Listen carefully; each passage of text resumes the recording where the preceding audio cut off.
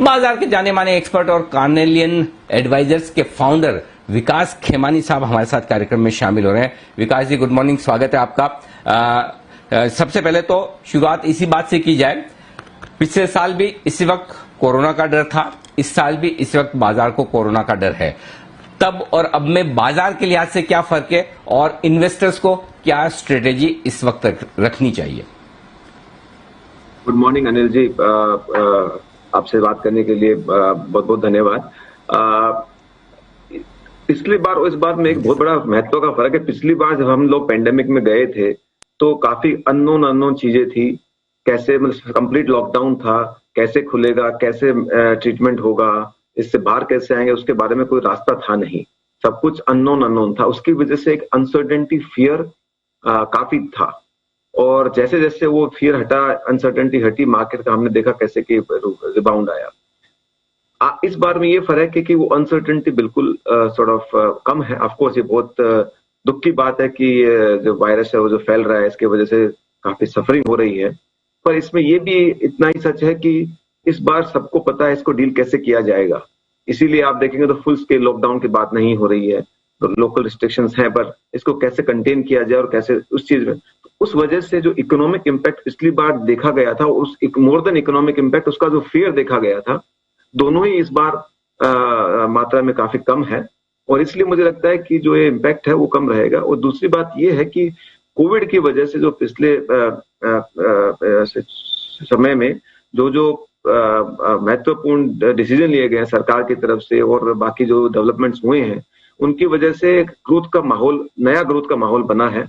तो इसीलिए आप देखेंगे तो इतनी बड़ी चिंता की बात होते हुए भी मार्केट बहुत सिग्निफिकेंट करेक्ट नहीं हुआ है। पीक से अभी 10% भी करेक्ट नहीं हुआ है, और जबकि हम लोग पिछले कोरोना केसेस के पीक से भी ज्यादा पहुंच गए हैं। तो मार्केट इसको नजरअंदाज कर रहा है, क्योंकि मार्केट ये सोच रहा है कि इसका इम्पैक्ट शायद 1 क्वार्टर के अर्निंग पे होगा या 2 क्वार्टर के अर्निंग पे होगा। पर जैसे ये डस्ट सेटल डाउन हो जाएगा, जैसे ये पेंडेमिक का वरी कम हो जाएगा, वैसे ही आप वापस ग्रोथ ट्रैजेक्टरी रिज्यूम करेगी। एंड इक्विटी में हमेशा फॉरवर्ड लुकिंग ही होता है और उसका कितना इम्पैक्ट होता है। तो मुझे लगता है इस वजह से इस बार इम्पैक्ट थोड़ा कम रहेगा।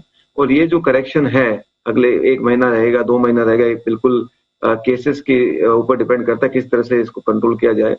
इस समय को एक अच्छा इन्वेस्टमेंट समय मानना चाहिए, क्योंकि यही समय है जो आने वाले कुछ सालों में एक अच्छा रिटर्न दे पाएगा इन्वेस्टमेंट्स के ऊपर।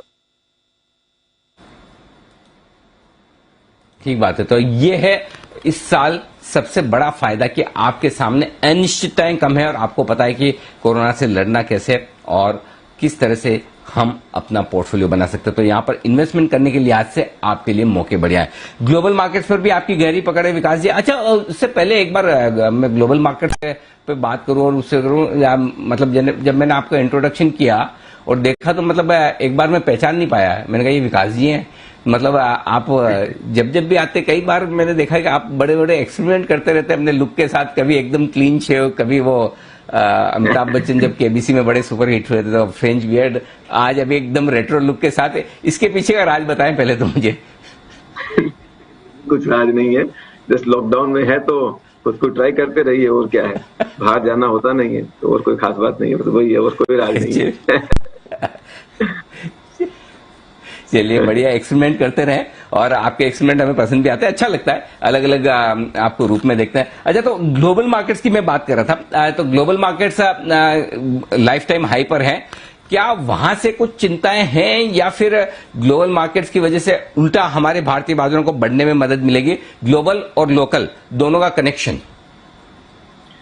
इस बारे में कोई दो राय नहीं है कि अगर कोई भी कारण से ग्लोबल मार्केट्स में वीकनेस आएगी तो उसका इम्पैक्ट भारत पे होगा, क्योंकि हम सब इंटरलिंक्ड है। पर इस बार ऐसा लगता है कि अगले 1-1.5 साल तक, जैसे कि फेड ने भी आके काफी हद तक कहा है कि जो लिक्विडिटी सिचुएशन उसको बनाए रखेंगे, जो यूएस की सरकार है वो काफी हद तक इंफ्रास्ट्रक्चर बिल्डिंग पे और अदरवाइज एक फिस्कल खर्चा कर रही है, तो उसका इम्पैक्ट एक सब चीजों पे रिपल इफेक्ट होता है।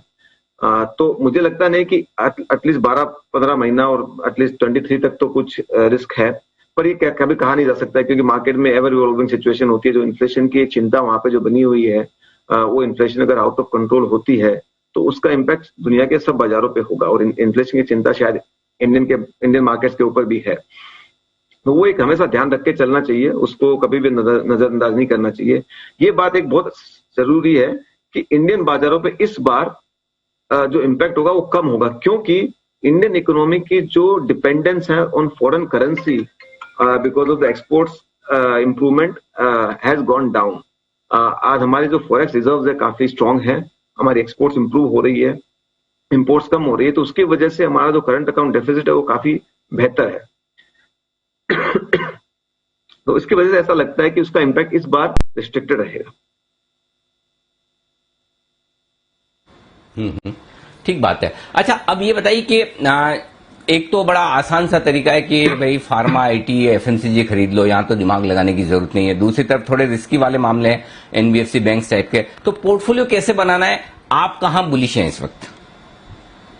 अनिल जी, कि पोर्टफोलियो जब भी आप बनाए, मैं ये मानता हूं कि ऐसा बनाना चाहिए कि आपको 3 से 5 साल तक की जो ग्रोथ मिले, एंड उसको आप 2-3 भागों में बांटेंगे तो एक तो बहुत कि डोमेस्टिक ग्रोथ जो आनी है वो आनी है, उसमें कोई दो राय नहीं है। हो सकता है 3 महीने बाद है, 6 महीने बाद है, पर वो आनी है।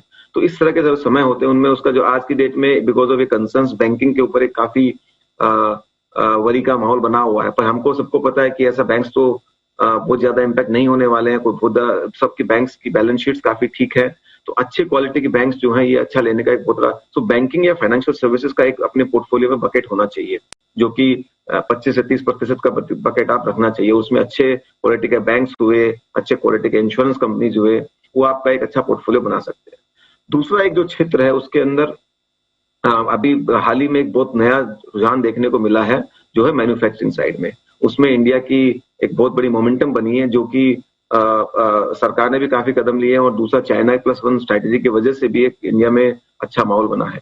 तो उसका जो प्रभाव है वो कई क्षेत्रों में पड़ता है, जैसे कि केमिकल्स है, कैपिटल गुड्स है, इंजीनियरिंग सर्विसेज है, ऑटो कंपोनेंट्स है। तो उनमें काफी और भी क्षेत्र जिनके अंदर एक देख के मुझे लगता है उस चीज को देखे हुए एक जो कंपनियां मैन्युफैक्चरिंग में है उसके ऊपर एक अच्छा आने वाले समय में माहौल बना रहेगा और रिटर्न देखने को मिलेगा, और उसमें एक पोर्टफोलियो बनाना चाहिए। तीसरा क्षेत्र जो है आईटी सर्विसेज, जिसके अंदर काफी कंपनियां, स्पेशली जो छोटी कंपनियां, वो भी काफी ग्रो करेंगी, क्योंकि दुनिया की सब कंपनियों को इंफॉर्मेशन टेक्नोलॉजी, क्लाउड माइग्रेशन और डिजिटाइजेशन के ऊपर खर्चा करना पड़ रहा है, और इंडिया में जो कंपनियां हैं वो इसको काफी अच्छे से कैप्चर कर रही है। इनके फेवर में एक अच्छा रुझान है जो आने वाले 4-5 सालों तक तेजी से चलता हुआ दिखता है। तो ये जो वस्तु है इसके ऊपर आई थिंक मुझे लगता है कि एक काफी फोकस रखना चाहिए और अपने पोर्टफोलियो में स्टॉक रहने चाहिए।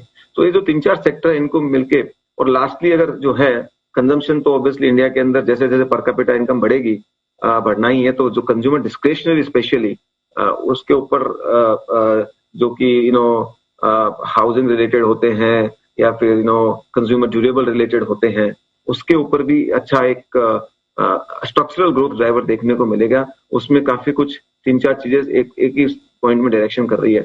तो ये पोर्टफोलियो इन तीनों चारों का एक समावेश रख के और बैलेंस रख के बनाना चाहिए।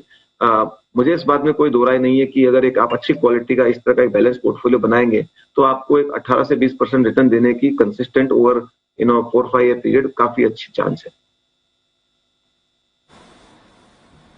और कंजम्पशन के बारे में तो न सिर्फ रिसर्च के लिहाज से, बल्कि विकास जी आपसे ज्यादा कौन जानता है, क्योंकि बहुत कम लोगों को पता होगा। मैं बता दूं हमारे दर्शकों को कि विकास जी खुद एक कंजम्पशन वाली कंपनी में इन्वेस्ट करके एक फ्रेंचाइजी रन करते हैं, उसका नाम है टिप्स फ्रैंकी। टिप्स ही है ना, टिप्स फ्रैंकी विकास जी? हाँ जी, टिप्स फ्रैंकी, या तो ऑफ कोर्स वो बिजनेस थोड़ा अभी विकास जी उसके प्रमोटर हैं। और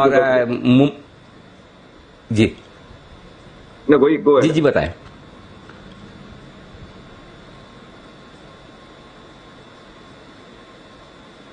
अनिल जी आप कुछ कह रहे थे?